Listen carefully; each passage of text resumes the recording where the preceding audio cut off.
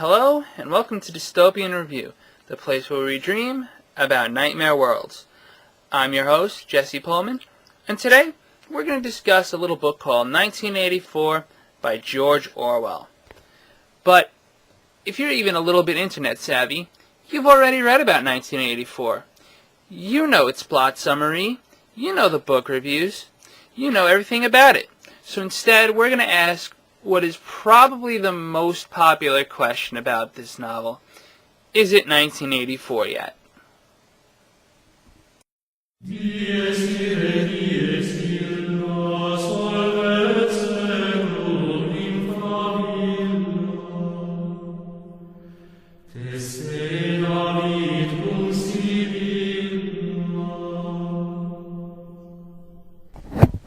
So, first things being first, it seems I owe you a small little apology for last episode. I had put some music at the end of it to show that I was gonna do 1984, but Big Brother seems to be watching me because YouTube actually censored that. It said that it was copyrighted or some little thing like that. So, sorry about that. My little bit of drama was spoiled. Onto the book, or the movie, or both. What's key here is that the film follows the book very well. It tells the story of one Winston Smith who lives in a place called Oceania in what I guess you could call a sidewise timeline now of 1984. It used to be the future, now it's the past, so whatever. It's an alternate history. So this Oceania is kind of a combination of America, England, other parts of the world, and it's ruled over by a super tyrannical party led by a sort of divine being called Big Brother. And you already know this. You're here to answer the question, are we living in 1984 yet? The answer to that question is possibly the holy grail of both political science and dystopian literature in terms of the 20th and 21st century. And really, how do you answer it? What do you look at first? Do you look at freedom of speech, the freedom to speak out against your government?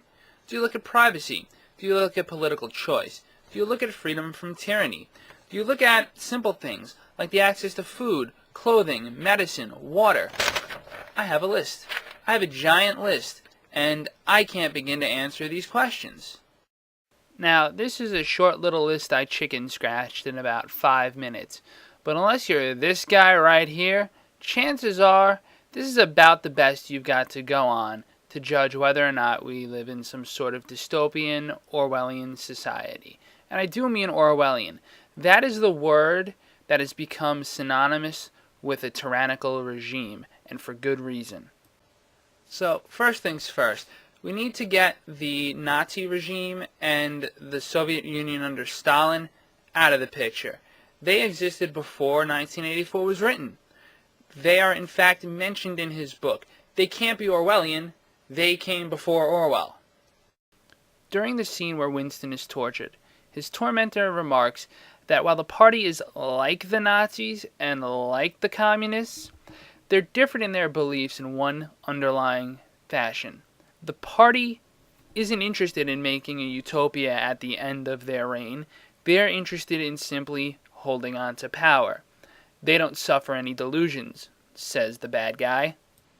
For those of us who are looking around the world in 2013 and searching for an Orwellian society, an IngSoc society, a lot of names pop up. You can't count any sort of war zone like Syria or in Egypt, but Iran is often mentioned, and, well, they fit another dystopian novel that maybe we'll get to another time. There's also China, great human rights record. Modern Russia gets a lot of buzz in the nightmare world circle because of the way it's a plutocracy. But really, there's no place else on Earth like North Korea. Is there? So let's have a little impromptu competition between the government of Oceania, which is called IngSoc, or English Socialism, also known as the Party, and North Korea. First off, do they have an endless war against a nebulous enemy who really can't be defeated? Why, yes. The party always fights against its archenemy Goldstein, as well as one of the two other foreign powers left on Earth. North Korea, on the other hand, is always fighting against America and America's agent, like Japan or South Korea, or these days it seems like they think China's their enemy. The next question on our list is whether or not both countries use surveillance tactics against their own citizens. I'm not talking about spying on the enemy, I'm talking about domestic spying. And yes, both do. The party of Ingsoc uses children as spies, recruits them to go up against their parents, whereas North Korea is not quite as clear, but they have a secret police as well, and they are pretty damn surveillance-centric. So far, it's 2 Oceania, 2 North Korea, an even fight, right? The next question is about whether or not the countries intentionally starve their citizens. And here we see our first difference. Oceania does, whereas North Korea more has a problem with farming technique than intentional starvation of its population as a whole. That doesn't mean they don't starve some of their people, just not all of them. So far, 3-2. Well, 2.5.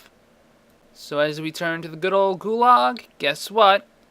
Both countries use them. That's not a surprise. Forced labor camps are pretty much historical in liturgy, for lack of a better word.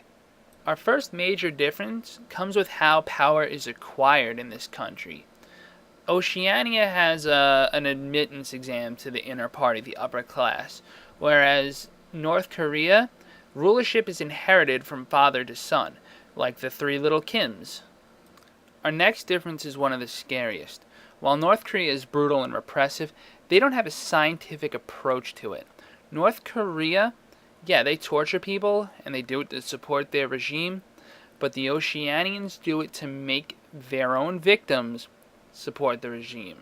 That difference is significant. The final shocking difference between Oceania and North Korea is that in North Korea, while they claim to have some sort of war against the United States and its allies going on, if they ever actually fought a ground war against America, they would lose within weeks.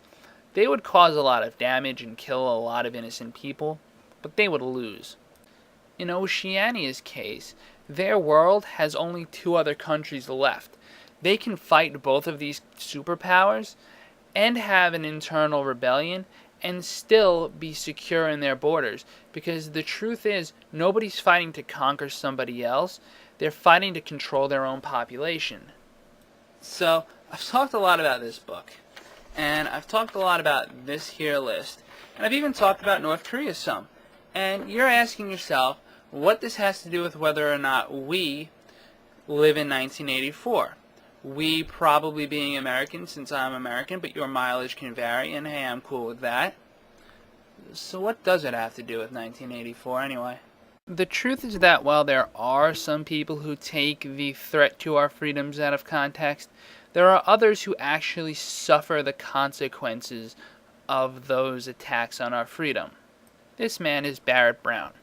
He's being threatened with 105 years in jail for, on paper, posting a YouTube rant which was ill-advised and threatening, but in response to the fact that he was hounded by the FBI, all because he shared a link to information obtained not by him, but by the hacker group Anonymous, and taken from a defense company called Stratfor.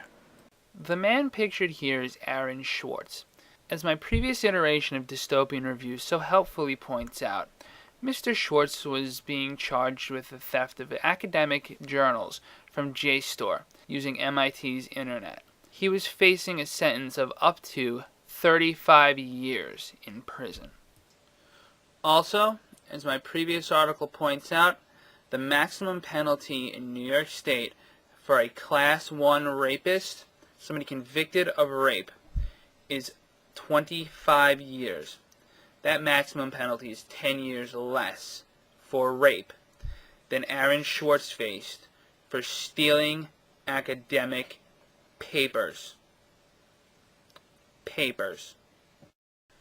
Aaron Schwartz was an intelligent, downright genius young man.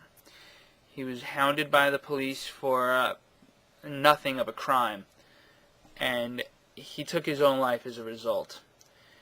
If that's not a nightmare, I really don't know what is. And although I tried to keep this video kind of lighthearted, there's really no easy way to come back from this. And I think maybe that's the point. I was thrilled when I got my copy of Margaret Atwood's new book, Mad Adam, earlier this month. It kind of made sure I didn't get this video done on time. And I enjoyed reading it. And it's okay. But the thing to remember here is that this is fiction. I've been known to play violent video games once or twice in my life, and I haven't turned out that bad. Fiction exists as a window into what is possible and sometimes what isn't. Books like 1984 let us see what technology can produce in terms of evil, whereas something like Star Trek might show us something that's good, or at least could be good. We don't live in Oceania, and we're lucky we don't. I have the freedom to come online and make this video. That's not to say there's no problems, though. There is definitely an issue with things like Guantanamo Bay. There's a wealth disparity. There's racism still, and that's tied into the wealth disparity. There's definitely a prison industrial complex, just as much as there's an educational industrial complex, and for all we know, the complex of global warming is going to kill us all. So I guess that's my answer. No, we don't live in 1984. Yet. Well, that's it for this episode. Sorry I got a little morbid, but sometimes you just have to deal with life as it comes. Until next time, this is Jesse Pohlman for Dystopian Review. Always dreaming of nightmare worlds. You know what? I know I said I would do a certain other novel, but maybe I can find a way to get lost for a little while.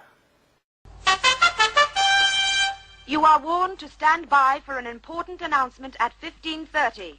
This is news of the gravest national consequence concerning the war with Eurasia.